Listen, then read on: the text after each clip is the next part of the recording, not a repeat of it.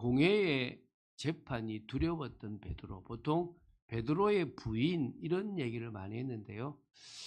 그런 제목보다는 오히려 그 재판의 자리가 너무나 두려워서 자신도 모르게 그렇게 믿고 의지하고 생명 걸겠다고 했던 예수님을 부인했던 베드로의 모습이지 않나라고 보입니다. 그래서 두렵다라고 하는 부분을 오늘 서론에 좀 봤으면 좋겠는데요. 사람들이 두려워하는 게 있습니다. 여러분은 뭘 두려워합니까? 여러분은 어떤 게 두렵습니까? 아픈 게 두렵습니까? 죽는 게 두렵습니까? 아니면 돈을 잃는 게 두렵습니까? 사람으로부터 무시받는 게 두렵습니까? 대부분요, 두 가지로 볼 수 있을 것 같아요. 소중하게 생각하는 것들을 잃는 게 두렵겠죠. 내가 이건 정말 나한테 중요해라고 하는 것들을 잃어버리는 거. 그렇죠, 그죠? 근데 그게 어떤 의미에서는 뭐가 되냐 그러면은 보통 세상적인 것들이 많아요. 세상적으로 돈을 잃어버렸다든지 성공의 자리에서 내려왔다든지 꽤 오래 전에 그 삼성의 지금의 이제 그 회장이 이제 부사장이 되었을 때가 있었어요. 그때 이제 그 삼성에 누가 한 명이 자살을 했어요. 그래서 제가 아는 후배가 뭐라 하냐면, 목사님, 이 사람들은 돈이 뭐 70억, 100억 있는 거는 기본으로 있어요. 뭐 돈이 없어서 자살하거나 이런 게 아니라 이 사람들은 자존심이 상하면 죽어버려요. 자기가 가야 될 자리인데 뭐 오너의 아들이라고 간 것 때문에 자존심이 상해서 죽었다는 거죠. 아, 그럴 수도 있구나. 그 자존심이 뭐라고 생명을 겁니까? 근데 그 사람들은 그게 두려웠던 거예요. 누구로부터 너 바보 됐다며 이런 소리 듣는 게 두려울 수도 있었겠죠. 사람들은 각자가 두려워하는 게 있습니다. 여러분은 뭘 두려워합니까? 여러분은 뭘 소중하게 생각해서 뭘 잃으면 두려워합니까? 두 번째, 사람들은요, 사람들로부터 무시받는 거, 또 외면당하는 거, 또 사람들로부터 단절돼서 혼자 있는 거, 그게 이제 죽음까지도 포함될 수 있겠죠. 이런 것들을 두려워합니다. 제가 볼 때 많은 두려움이 요 두 가지에 다 귀결될 것 같아요. 저도 여러분도 여기 있겠죠. 제가 어느 날 이거를 넘고 나서 좀 달라졌던 것 같아요. 제가 소중하다고 생각되는 게 그 바울의 고백처럼 내가 그리스도를 알고 나니까 내가 가장 귀하게 여기던 모든 것들을 뭘로 여긴다는 거죠? 배설물로 여기게 되었다라고 고백하잖아요. 그전에는 내가 소중하게 생각했던 건데 내가 그리스도를 알고 나니까 그 모든 것들을 내가 똑같이 생각하게 되었다라는 거예요. 그러니까 넘어설 수 있었던 거죠. 또 사람들이 나를 뭐라고 하든지 주님이 나를 인정하시면 된다. 거기가 나의 시작이다가 되니까요. 누가 나를 무시하든 누가 나를 외면하든 누가 나를 단절하든 상관이 없겠죠. 근데 그게 사실 쉽지는 않아요. 결국 성령의 역사로 말미암아 진정한 가치를 알 때 우리는 달라지게 되겠죠. 저는 여러분들이 진정한 가치를 맛보게 되길 바랍니다. 제가 이제 한 현장을 들어가요. 말씀드렸지만 이분은요, 막 여러 선교 현장에 100만 원 이상의 선교비를 줘요. 그 식당이 장사가 안 되면은 이게 여름은 비수기거든요. 그럼 자기 월급이 안 나와도 제대로 안 나와도 이 선교원금을 낼 수 있는 게 감사해요. 제가 이제 그분한테 그래도 그 집사님은 이런 거를 낼 수 있는 게 믿음이 있다는 건 아니겠냐라고 하니까 자기 성향이 좀 그렇대요. 자기 성향이 가난한 사람 있으면 돌보고 도와주고 이런 성향이래요. 그러니까 자기는 이게 성령의 역사 없이도 뭐요? 가능하다는 거지. 그래서 자기는 지금 정말 내가 성령의 역사가 없는 것 같다라고 생각하는 거죠. 한번 기도하자. 먼저 말씀으로 세우자라고 지금 하고 있거든요. 어떤 의미에서요? 여러분이 불가능하다고 싶은 것들이 되어지기 시작한다면 그것은 성령의 역사입니다. 믿습니까? 두려워서 떨고 두려워서 못하고 두려워서 넘어져 버린 것들을 넘을 수 있다면 여러분은 믿음의 사람으로 설 줄 믿습니다. 오늘 한 두려워하는 한 사람을 볼 겁니다. 그 정도로 그 당시에 이 재판이 두려웠거든요. 그래서 첫 번째, 사내들인 공회 앞에 서셨던 예수님에 대한 얘기를 하겠습니다. 여러분은 사내들인 공회가 뭔지 모르잖아요. 그래서 첫 번째, 사내들인 공회를 좀 이야기하겠습니다. 사내들인 공회라는 것은 약 한 70명의 사람으로 구성됐는데요. 대제사장들과 여러 제사장들, 서기관, 또 장로들로 구성되어 있는 그런 연합체예요. 북한으로 말하면 가장 최고 인민위원회입니까? 있잖아요. 가장 모든 걸 결정하는 그거라고 생각해도 돼요. 가장 힘이 있고 최고 권력기관이에요. 우리나라로 말하면 국무회의쯤 되겠죠. 여기서 모든 결정이 다 된다고. 근데 국무회의만 되는 게 아니라 나중에 나오지만 사법권, 정치권, 그리고 행정권, 그리고 심지어 종교권까지 모든 것을 다 쥐고 있는 곳이 이 사내들인 공회예요. 이게 언제부터 시작됐냐 그러면 사실은 아주 오래전에는 모세시대 때 70인 장로가 있었어요. 70인 장로들이 영향을 미쳤던 게 꽤 많거든요. 근데 이게 이제 포로로 넘어가면서 이스라엘 나라가 잃어버리고 포로로 가면서 장로들과 제사장 중심으로 그 모임이 계속 구성되어 있었어요. 근데 이게 이제 헬라 시대를 지나면서 하스모니안 왕조에는 또 하나의 중요한 기구였다가 한 BC 63년경 그때가 이제 로마가 이스라엘을 속국으로 만들어요. 이때 뭘 뺏어갔냐면은 모든 권한을 다 가지고 가는데 대신에 자치권을 줘요. 너희들 스스로 자치를 해라 라고 할 때 그 자치 기구로서 가장 큰 기구가 뭐라고요? 사내들인 공회였던 거예요. 그러면은 예수님이 지금 한 AD 33년쯤 된다고 생각하면 약 100년 동안 이 사내들인 공회는 로마의 속국으로 있는 이스라엘 백성들에게서는 모든 것을 결정하는 최고의 기관이에요. 이해가 되십니까? 일단 종교적 권위가 있어요. 율법을 해석하고 적용하고 잘했다 잘못했다를 다 판단할 수 있는 곳이 여기 어디라고요? 사내들인 공회예요. 두 번째, 사회적이고 정치적인 모든 영향들을 다 아직 멀었습니다. 1번입니다. 다 미칠 수 있는 곳이 이 사내들인 공회입니다. 그리고 사법권까지 있어요. 여기 사형까지. 잘못한 사람은 사형도 할 수, 물론 사형 집행은 못해요. 사형 집행은 누가 해야 되느냐? 로마한테 있어요. 그러면은 여기서 사형 결정이 나면 이것을 누구한테 주느냐 하면 로마 총독한테 이 사람은 사형의 언도가 되었다. 당신들이 판단하고 맞다면 사형 내려달라. 그렇게 이제 토스를 시키는 거예요. 그 정도로 이스라엘에서는 최고 기관이에요. 여기에 태어나면서부터 태어나기 전부터 있었던 여기에 사람들은 아무 말도 못해요. 여기서 너는 이단이면 이단 되는 거예요. 여기서 너는 추방이면 추방이 되는 거예요. 여기서 사형이면 사형이 되는 거예요. 모든 권한이 여기 있는 거예요. 그런데 여기에 지금 잡히셨어요. 이 공회가 권한을 가지고 예수님을 잡았다는 거예요. 그게 이제 자정쯤 밤 11시부터 한 이 자정 사이에 예수님이 잡히셨던 거예요.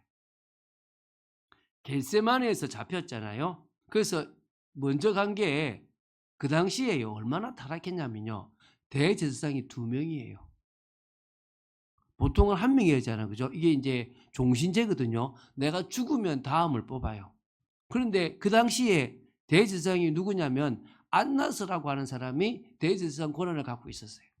그리고 또 누구한테 줬냐 그러면 사위였던 가야바라고 하는 사람한테 또 이걸 준 거예요. 근데 해마다 자기가 한번 하고 가야바가 한번 하고 이런 식이었던 것 같아요.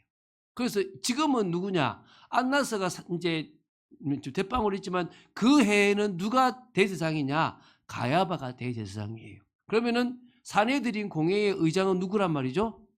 가야바였던 거예요. 그래서 먼저는 안나스한테 가서 보이고 안나스가 보고 나서 누구한테 보내냐면 가야바의 집으로 보내는 거예요. 여러분 이 집이 지금 여러분들이 저번에 봤지만 어퍼시티에 있어요. 어퍼시티. 여러분 이스라엘 예루살렘은 어퍼시티가 있고 로우시티가 있어요. 아주 잘 사는 사람들이 사는 그런 그런 동네가 있고 못 사는 사람들이 사는 동네가 있는 거예요. 여기서는 바로 이제 성전으로 이렇게 구름다리가 있어 가지고 바로 들어가는 거예요, 그게. 그 어퍼시티에 대제사장 집이 있다 그러면은 뭐 안나스 집 바로 옆이 아마 뭐 가야바의 집으로 봐야 안 되겠습니까? 그 정도로 한번 가 보시면요. 따닥따닥 붙어 있어요. 그러니까 아마 그 집은 꽤 컸지 않았겠나 싶은 생각이 들어요. 제가 가야바의 집은 안 가봤는데 다음 기회 되면 한번 가야바의 집이나 안나스의 집을 한번 찾아가 봤으면 좋겠는데요. 이슬람인지 모르겠어요. 한번 인터넷에 한번 검색해 봐야 되겠어요. 자, 어쨌든 여기 지금 그래서 이제 가야바의 집에 가니까 누가 있냐면 대부분의 그 저기 공회원들이 와 있는 거예요. 제사장들도 와 있고 장로들도 와 있고 여기서 이제 신문을 하는 겁니다. 그래서 이게 이 신문이 마가복음 14장 55절부터 65절에 잘 나타나 있거든요. 그래서 이게 사실은 궁극적으로는 어떤 거냐? 불법적인 공회 재판이에요. 합법적일 수가 없어요. 합법적이지 않다는 걸 제가 오늘 한번 말씀드릴게요. 두 가지를 했어요. 여기서 지금 뭐랬냐면 첫 번째 공회에서 실제적인 신문을 자정에서부터 오후 3시, 새벽 3시까지 실제적인 신문을 한 게 마가복음 14장 55절부터 65절에 나와요. 이게 지금 오후 새벽 3시쯤 됐을 때 두 번째 닭이 울어요. 그러니까 우리처럼 닭이 뭐 6시 이때 우는 게 아니라 몇 시에 운다고요? 새벽 3시쯤 운다고 생각하시면 돼요. 빨리 울어요. 다른 데는 진짜 빨리 울어요. 막 새벽에 울고 그래요. 진짜 이 새벽 3시쯤 운다고 보시면 돼요. 여기서 뭐였냐? 첫 번째, 예수를 죽이려고 하면 증거를 찾아야 돼요. 그 당시에 누구를 모았냐? 증인들을 모았어요. 증언하는 거예요. 내가 보니까요, 이 사람이요, 성전을 허물면요, 사흘 만에 짓는다고 그래요? 그런데 문제는 뭐냐? 이 말이 일치하지 않는다 그래요. 뭐 하지 않는다고요? 일치하지 않는다. 기억하세요? 일치하고 일치하지 않는다가 왜 중요한지가 나와요. 일단은 증언이 있어야 되는데 두 명의 증언이 일치를 해야 돼요. 근데 그 두 명의 증언이 일치하지 않는 거예요. 그래가지고 막 안 되는 거예요. 이제 막 그리고 또 막 여러 가지가 일치하지 않는 거죠. 그러면서 이제 이제 오늘도 물었는데요. 여기도 나오는데 비슷한 게 나오죠. 제가 읽어볼게요. 저기 여기는 사실 이제 날이 새서 묻는 건데 날이 새기 전에 먼저 물었고 날이 새서 물어 두 번 있었거든요. 이제 요 내용이 어떤 내용이냐 그러면 이런 거예요. 네가 찬송받을 이의 아들 그리스도냐라고 물으니까 예수님이 내가 그다라고 얘기를 하는 거죠. 그러니까 이제 네가 지금 신성모독이다. 여기다가 뭐냐면은 내가 지금 보좌의 우편에 앉은 것과 하늘 구름을 타고 오는 것을 너희가 볼 거다. 인자가 이제 권능자의 이건 이제 재림이잖아요. 이걸 얘기하니까 신성모독이다. 이건 사형죄에 해당한다라고 하는 거예요.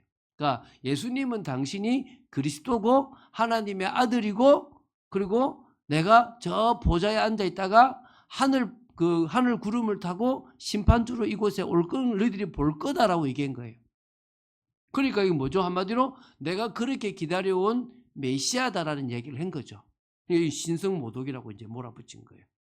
그리고 나서 이거를 가지고 이제 뭐냐? 두 번째, 나름대로의 공예 정식 회를 하는 거예요. 이게 뭐냐? 정식 회가 뭐냐 그러면 좀 이따 제가 말씀드려 볼게요. 지금 말씀드려 볼게요. 요 시간은 지금 새벽 4시부터 한 6시 정도가 된다고 보시면 돼요. 근데 이게 여러분 사내들인 공회의 정식 회의는요. 해가 떠 있는 시간에 해야 돼요. 밤에 하면 안 돼요. 왜? 밤에 하면 흑암이 강하기 때문에 정상적인 판결을 할 수가 없다고 생각해서 해가 있는 낮에 해야 돼요. 그러면은 가장 빠른 시간이 몇 시냐? 6시예요.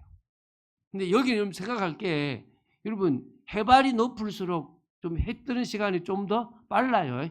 그렇게 생각하시면 돼요. 어쨌든 6시 그쯤이 가장 그래도 빠르게 하는 거예요. 근데 지금 몇 시에 모였죠?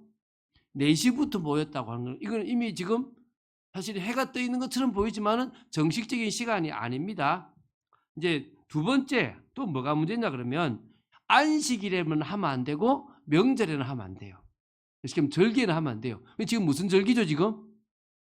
6월절이죠. 그럼 이거 지금 하면 됩니까? 안 됩니까? 안 돼요. 요거는 피해서 해야 되는데 요 지금 사내들인 공회가 언제 모였다? 명절에 모인 거예요. 그 다음에 이걸 하게 되면요, 이제 2명 이상의 증인이 있어야 돼요. 근데 그 증인이 일치하지 않으면 안 돼요. 이해되시죠? 그죠? 그리고 사형 같은 중요한 판결은요, 이거를 판결을 할 때 꼭 하루를 유보를 해요. 이해가 되십니까? 그럼 예수님을 사형하려 그러면은 오늘 판결하면 안 되고 언제 됩니까? 내일 해야 돼요. 왜 그러느냐? 그 사이에 혹시 무죄에 대한 증거가 나올 수도 있다라고 생각해서 판결 자체를 하루를 뒤늦게 하는 거예요. 그런데 그날 바로 뭐 했죠?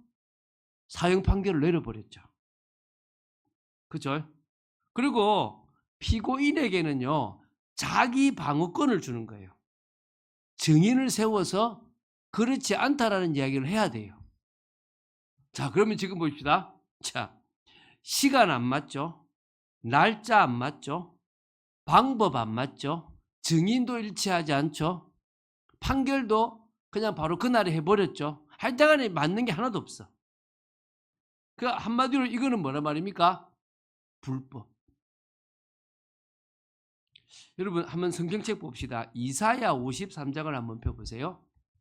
이것에 대해서 성경이 예언을 했어요. 여러분 이 성경 저는 좀 찾아놨지만 앞에 것 때문에 찾는데요. 이사야 53장을 한번 펴보세요.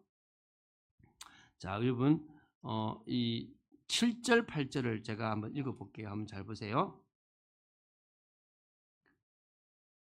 이사야 53장 7절 8절입니다. 한번 저기 좀 다음에 좀 띄우셔야 되는데 죄송합니다. 그가 곤욕을 당하여 괴로울 때에도 그의 입을 열지 아니하였으며 마치 도수장으로 끌려가는 어린 양과 털 깎는 자 앞에서 잠잠한 양같이 그의 입을 열지 아니하였도다. 그는 곤욕과 신문을 당하고 끌려갔으나 그 세대 중에 누가 생각하기를 그가 살아있는 자들의 땅에서 끊어짐은 마땅히 형벌받을, 살아있는 자들의 땅에서 끊어진단 말은 뭐죠? 사형 당할 것은 마땅히 형벌받을 내 백성의 허물 때문이라고 하였으리요. 이거 됩니까? 지금 이 예수님이 이 사내들인 공회에서 받을 일을 이사야가 예언했어요. 그래서 사실 뭐 때문입니까? 저 3절이죠. 그는 멸시를 받아 사람에게 버림받았으며 강고를 많이 겪었으며 질고를 아는 자라. 마치 사람들이 그에게서 얼굴을 가리는 것 같이 멸시를 당하였고 우리도 그를 귀히 여기지 아니하였도다. 그는 실로 우리의 질고를 지고 우리의 슬픔을 당하였거늘 우리는 생각하기를 그는 징벌을 받아 하나님께 맞으며 고난을 당한다 하였노라. 그러나 그가 찔림은 우리의 허물 때문이요 그가 상함은 우리의 죄악 때문이라. 그가 징계를 받음으로 우리는 평화를 누리고 그가 채찍에 맞음으로 우리는 나음을 받았도다. 할렐루야. 이 예수님의 재판과 죽음이 이사야서에 그대로 다 예언되어 있는 거예요.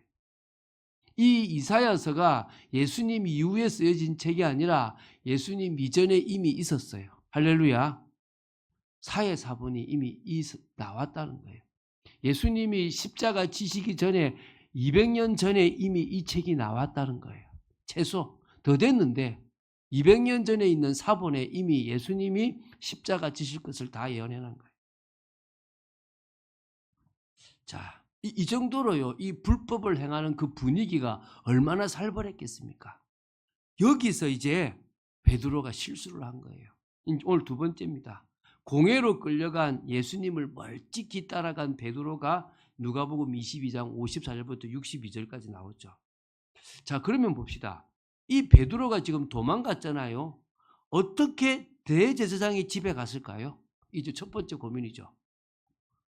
아무리 그 누굽니까? 종들하고 있다고 해도 그 집에를 함부로 들어갈 수가 없을 거 아닙니까? 지금 자기는 지금 두려워서 도망갔어요. 근데 어떻게 지금 여기 들어왔겠습니까? 이게 여러분 요한복음 18장 15절 16절에 나와요. 제가 안 찾아도 되고 제가 말씀드릴게요. 여기 보면은 누가 나오냐 그러면 다른 한 제자가 있어요. 이 사람이 대제사장과 아는 사이예요. 누굴까요? 요한인 거예요. 그러니까 여러분 어떤 식이냐면요. 예수님이 십자가 지시는 그 자리에 있었던 사람이 누구냐? 요한이에요. 그러니까 한마디로 여러분 살로메라는 사람이 뭐 이거는 근데 치맛바람이 심해가지고 갈릴리에도 집이 있었지만 이 어퍼시티에다가 집을 하나 산 거야 쉽게 말하면. 집을 하나 사서 여기서 대제사장 가문하고 친하게 지냈던 거죠. 야망이 있었던 거죠. 그래서 그 대제사장과 좀 아는 사이였고 그 종들과 알았던 사도 요한이 가서 야야야 그러고 이제 누구냐 베드로는 밖에 있는 거예요. 야, 내 아는 사람 저 있는데 야, 저 좀 들어오게 해라. 그래서 문을 지키는 여종이 문을 열어줘서 들어오게 된 거예요. 그게 요한복음 18장 이 15절 16절에 나와요. 그래서 이제 불 쬐고 다 아닌 척하고 지금 가야바 집에서 예수님이 재판받는 걸 보는 거예요. 여러분 오늘 여기서 혹시 보셨는지 모르겠지만 예수님하고 베드로하고 눈이 마주친 거 혹시 보셨어요? 오늘 나오잖아요. 여러분 예수님이요 딱 고백하고 나서 예수님이 돌이켜 보셨대. 이해가 되십니까? 돌이켜 보셨다는 거예요. 눈이 딱 마주친 거예요. 그 정도로 지금 멀리 있었지는 않았다는 거예요, 사실은. 자, 어쨌든 이제 그런 상황입니다. 그러면 베드로가 예수님을 따라간 이유는 뭘까요? 일단은 예수님을 사랑해요. 그리고 자신은 그랬잖아요. 누가복음 22장 33절에 자신은 주와 함께 오게도 가고 죽는 데 가기를 각오합니다. 라고 22장 33절에 고백하거든요. 아, 저는 죽는 곳이든 따라가겠습니다. 그러니까 야 요한 너 알지? 나 좀 데리고 가줘. 라고 멀찍이 가까이 간 게 아니라 멀찍이 따라간 거예요. 따라서 예수님 재판받는 데까지 간 거야. 너무 살벌한 분위기야. 이제 예수님한테 사형이 내려지고는 시간 문제인 거지. 이 상황에 이제 뭔 일이 벌어집니까? 그 압도됐던 분위기 속에서 너 같이 있었던 제자 아니냐? 이 말이 나온 거예요. 그게 지금 그게 지금 세 번째죠. 예수님을 세 번이나 부인하게 된 거예요. 누가복음에 이렇게 나와요. 누가 나오냐? 불을 쬐다가 추워요. 여러분 이스라엘 다음에 가보면 낮에는 정말 덥고 밤에는 또 정말 추워요. 이게 해가 없으면 춥거든요. 그러니까 이제 불을 새벽에 쬐는 거죠.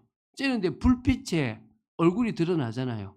그러니까 이제 여종 한 명이 뭐냐면 야, 너 저기 그 같이 있었던 제자 아니냐 이렇게 물은 거죠. 그러니까 이제 또 아니다 그러니까 또 좀 있다가 너 같은 당인 것 같은데 또 묻게 돼요. 1시간쯤 지나가지고 니 보니까 말투가 갈릴리 말투인데 이제 이렇게 나온 거예요. 이렇게. 그러니까 어떻게든 불쬐면서 있으려고 하는 것 때문에 얼굴이 비치고 말하는 것 때문에 말투가 여러분 그 경상도 사람 그 밝혀지는 거 여러분 그 아시죠? 그 막 많은데 그 여러분은 이마트라 그럽니까? 이마트라 그러십니까? 여러분 이마트라 하시는 분들은 서울 사람이고 이마트라고 하는 사람은 경상도입니다.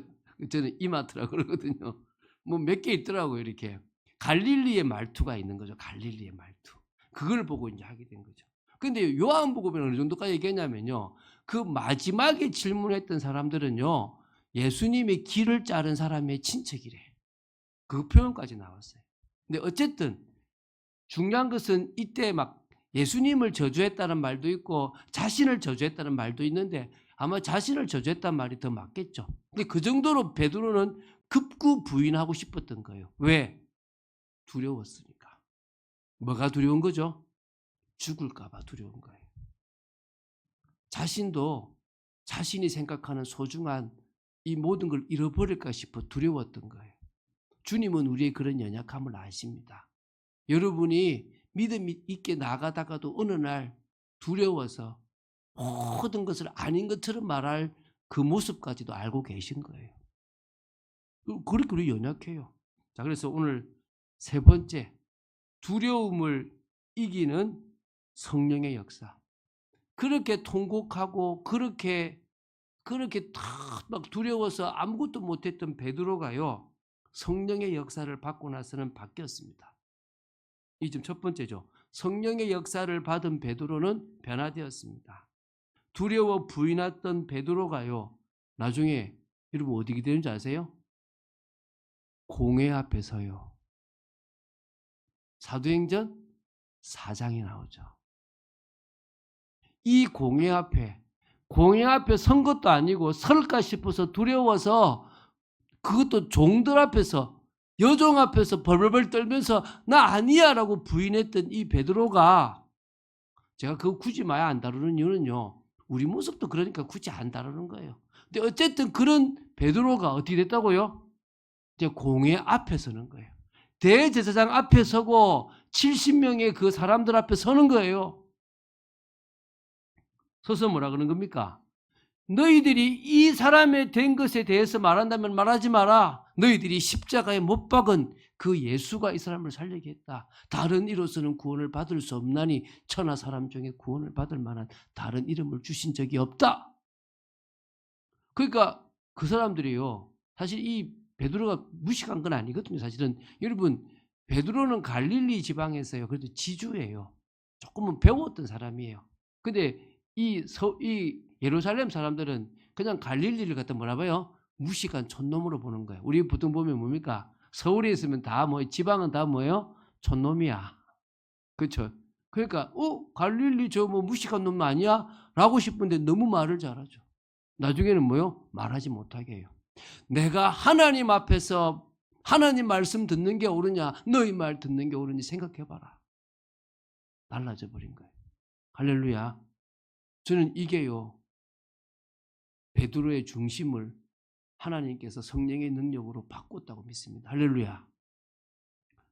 여러분, 우리도요, 두려워서 떨 수도 있고 불신앙할 수도 있고 시험 들 수도 있습니다. 그러나 결국 우리를 바꾸실 분은 누굽니까? 성령입니다. 왜 우리가 지금 계속 그 성령의 역사를 사모하느냐? 제가 이 역사를 보고 나니까 제 인생이 달라졌던 거예요. 저도 맞아요. 제가 성령의 역사 체험하기 전에 교회 봉사 열심히 했어요. 잠 안 자고 봉사했어요. 밥 안 먹고 봉사했어요.